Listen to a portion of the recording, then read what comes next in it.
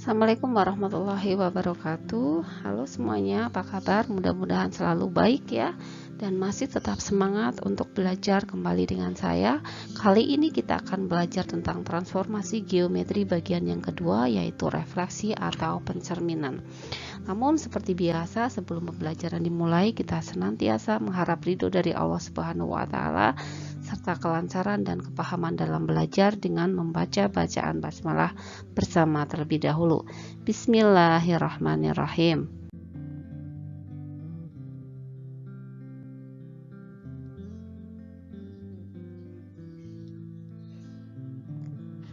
Adapun pengertian refleksi atau pencerminan adalah suatu transformasi yang memindahkan suatu titik pada bangun geometri dengan menggunakan sifat benda dan bayangannya pada cermin datar.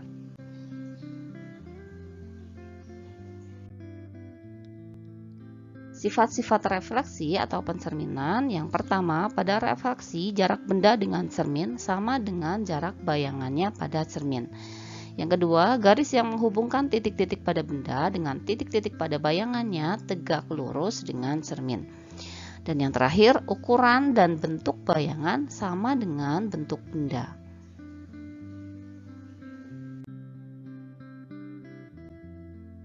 Adapun rumus umum refleksi atau pencerminan adalah sebagai berikut. Kita jelaskan satu persatu.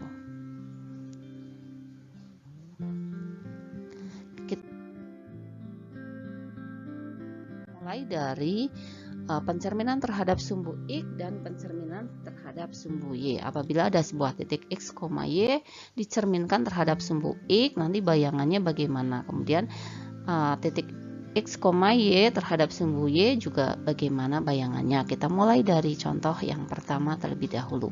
Apabila ada sebuah titik 4,2 dicerminkan terhadap sumbu X, maka bayangan dari A atau A aksennya nanti bagaimana? Seperti biasa kita gunakan koordinat kartesius terlebih dahulu, yaitu 4,2. Kita gambarkan titik 4,2 sini ya.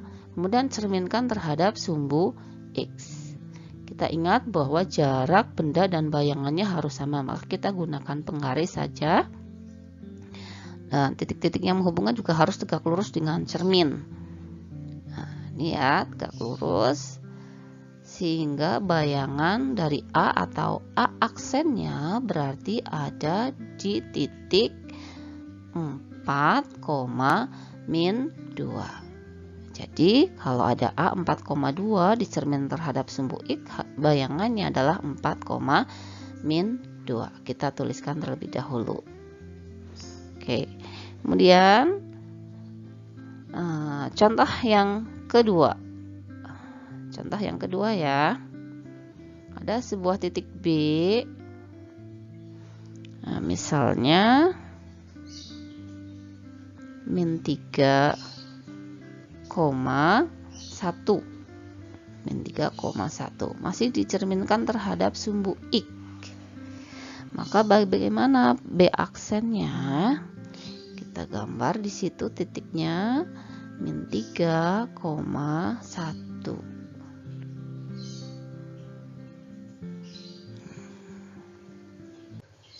ya. Nah, tuh, tegak lurus ya, dan jaraknya sama, berarti B aksennya ada di titik min 3, min 1. Oke, kita tuliskan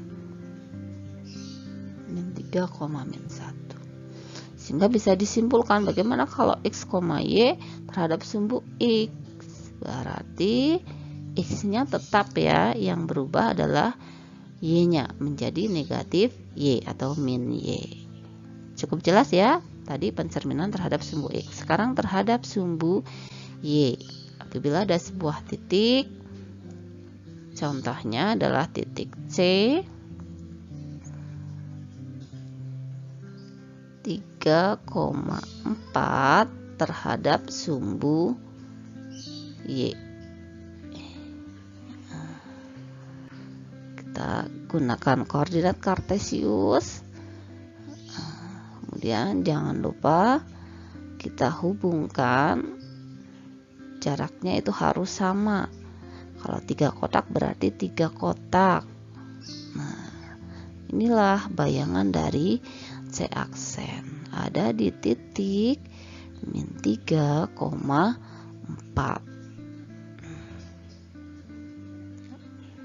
Oke. Jadi kita bisa simpulkan langsung ya bahwa kalau titik X, Y dicerminkan terhadap sumbu Y ternyata menjadi min X, Y. Itu rumusnya.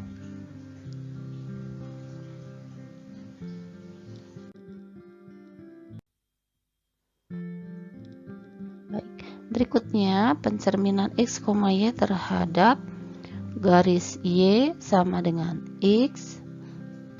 Bagaimana bayangannya? Kemudian nanti terhadap Y sama dengan min X. Kita masih tetap menggunakan koordinat kartesius. Pertama kita gambarkan dulu garis Y sama dengan X itu yang bagaimana. Garis Y sama dengan X ya, kalau Y-nya 1, X-nya juga 1, berarti ada di melewati 1,1, 0,0, min 1, min 1 dan seterusnya. Inilah garis Y sama dengan X.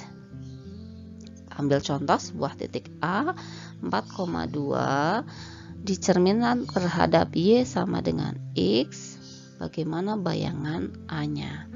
Kita gunakan koordinat kartesius. 4,2 digambarkan. Kali ini cerminnya garis Y sama dengan X.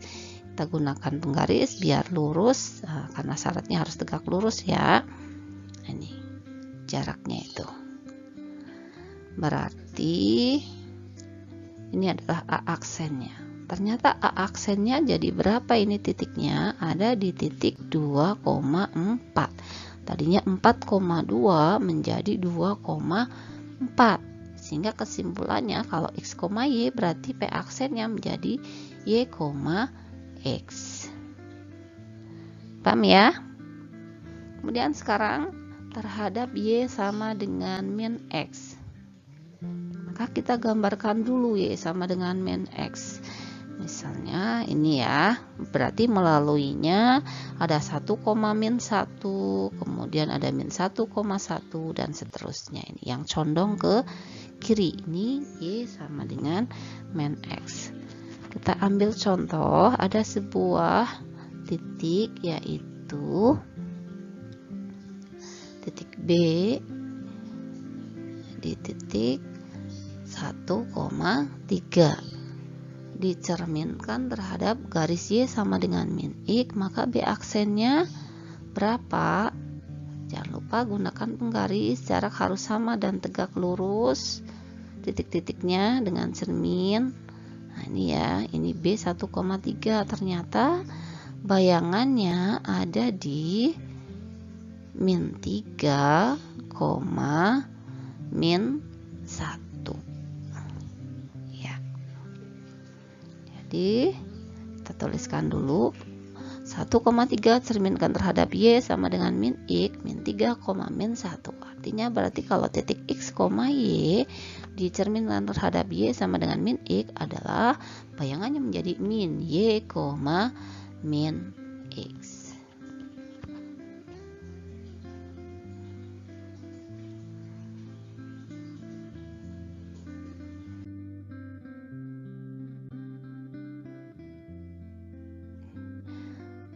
Baik, kita lanjutkan terhadap titik pusat O 0,0 dan terhadap sebuah titik H, K.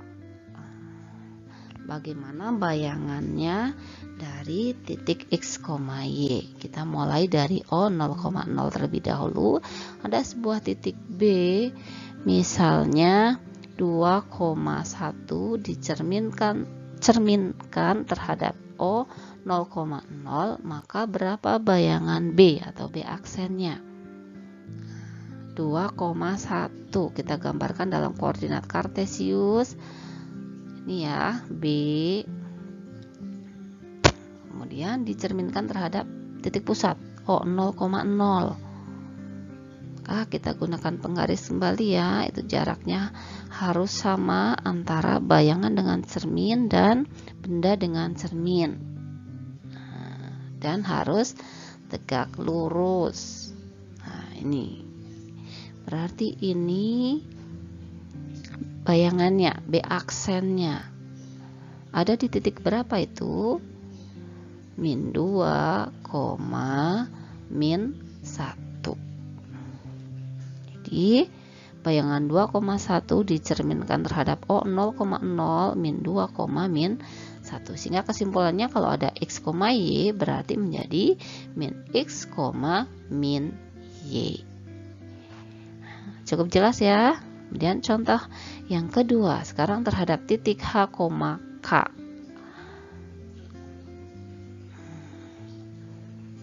Kita ambil contoh. Misalnya ada sebuah titik nih 6,4, sebuah titik C 6,4 dicerminkan terhadap titik A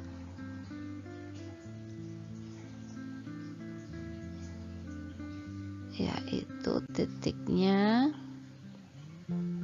3,5. Berapakah bayangan dari C atau C aksen? C ya. Oke, ini A. A itu cerminnya 6,4. Cerminnya 3,5. Oke, kita pakai penggaris, kita hubungkan, harus tegak lurus dan jaraknya sama antara benda dengan cermin dan bayangan dengan cermin. Ternyata jatuh di titik 0,6. Jadi 6,4 dicerminkan terhadap titik 3,5, ternyata bayangannya adalah 0,6. Ternyata rumusnya itu bisa menggunakan 2H min X, 2K min Y. Kita lihat ya, kita buktikan bahwa betul apa tidak. 2 kali H-nya 3 dikurang X-nya 6, 2 kali 5, 2K ya, min 4. Kalau ada seperti ini, berarti yang dikerjakan adalah perkaliannya dulu. 6 kurang 6 berarti 0. Kemudian 2 kali 5 10 dikurang 4 sama dengan 6, 0,6. Jadi pakai rumus atau pakai koordinat kartesius sama hasilnya. Mana yang lebih mudah untuk dipahami? Kalau saya lebih memilih ke koordinat kartesius.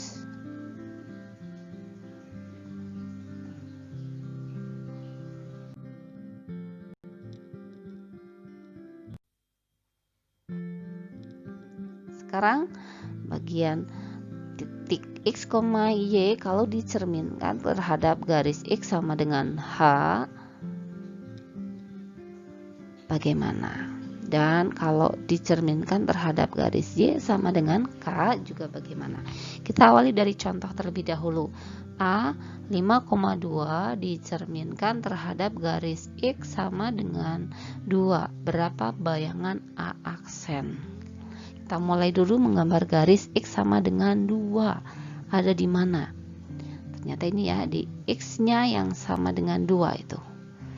Kita garis ya, ini namanya garis X sama dengan 2. Karena berapapun Y-nya, X-nya itu 2. Mulai dari 2,0, 2,1, 2,3 dan seterusnya. Nah, sekarang kita gambar 5,2. 5,2 di sini ya. Cerminkan terhadap X sama dengan 2. Itu jadi cerminnya. Kita pakai penggaris kembali. Hubungkan jaraknya berapa? 3. Berarti nanti bayangannya juga jaraknya 3 dengan cerminnya. Nah, ini. Dan harus tegak lurus dengan cermin. Ternyata aksennya ada di titik min 1,2. Jadi 5,2 dicerminkan terhadap X sama dengan 2, hasilnya adalah min 1,2. Atau bisa juga menggunakan rumus terhadap garis X sama dengan H adalah 2H min X, Y. Y-nya tetap ya. Kita buktikan, coba kalau 2 kali 2, karena hanya 2 dikurang 5, Y-nya yaitu tetap 2. Jadi hasilnya 4 kurang 5, 2. 4 kurang 5 adalah min 1,2. Dengan rumus ataupun dengan gambar di koordinat kartesius ternyata hasilnya sama. Kemudian kita beralih ke sebuah titik X, Y dicerminkan terhadap Y sama dengan K. Bagaimana bayangannya? Kita ambil contoh terlebih dahulu. Sebuah titik B yaitu misalnya 4,5 dicerminkan terhadap garis Y sama dengan berapa ya? Misalnya Y sama dengan 7. Berapakah B aksennya? Oke, kita gambar dulu garis Y sama dengan 7. Ada di manakah Y sama dengan 7? Nah, kita lihat itu Y 7 ya. Kita hubungkan. Ini namanya garis Y sama dengan 7. Kita tuliskan dulu. Y-nya 7. Nah, kemudian kita gambarkan 4,5. Kita pakai penggaris, hubungkan jaraknya sama ke cermin dengan cermin ke bayangan. Nah, ini di 2 kotak, sana juga 2 kotak, berarti B aksennya ada di titik 4,9. Di 4,5 dicerminkan terhadap Y sama dengan 7, bayangannya di 4,9. Berarti rumus P aksennya adalah X, 2K min Y. Kita coba kalau pakai rumus sekarang. X-nya tetap ya, yaitu 4,2 kali 7 maaf, dikurang 5. Karena 2K min Y ya. 2 kali 7 dikurang 5. Berarti 2 kali 7 yaitu 14 dikurang 5. Hasilnya adalah 4,9. Oke. Sama ya.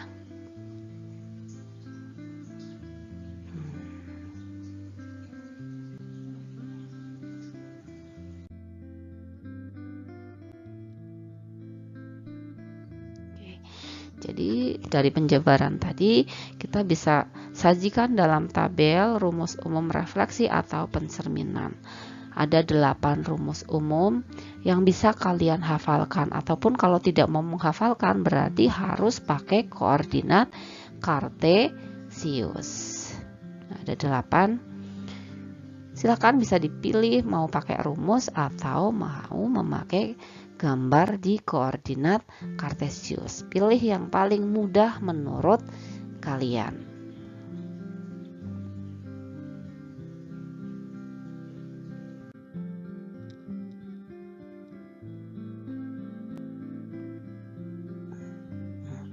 Demikian untuk pembelajaran kali ini, mudah-mudahan bisa dipahami dengan baik.